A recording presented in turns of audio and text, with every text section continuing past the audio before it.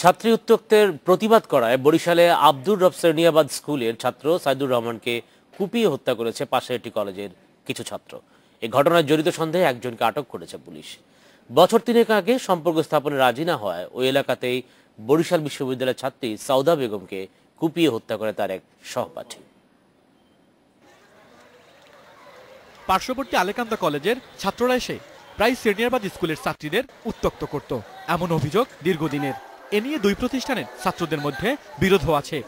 সেই বিরোধের জেরে শনিবার সকালে স্কুলে আসার পথে শ্রেণিয়াবাদ স্কুলের ছাত্র সাইদুরের উপর লাঠিসোঁটা আর ধারালো অস্ত্র নিয়ে হামলা চালায় কিছু কলেজ ছাত্র। এতে ঘটনাস্থলেই নিহত হয় দশম শ্রেণীর ছাত্র সাইদুর রহমান। তাকে বাঁচানোর চেষ্টাকালে আহত হন সহপাঠী গোলাম সাজিদ রাফি। আমি স্কুলে ছিলাম, আমি টিফিন খেতে বের হয়েছি স্কুল থেকে মাত্র।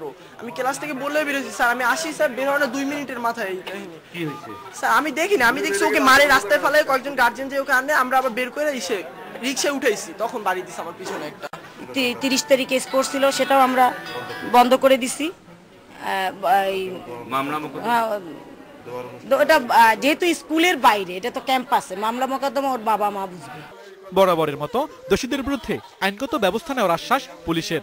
কারোর নাম বলতে পারে না, যে মারছে বা কি, শুধু ওই কলেজের ছাত্র ওইটা শুধু বলতে পারে, কিন্তু কারোর নাম বলতে পারে না।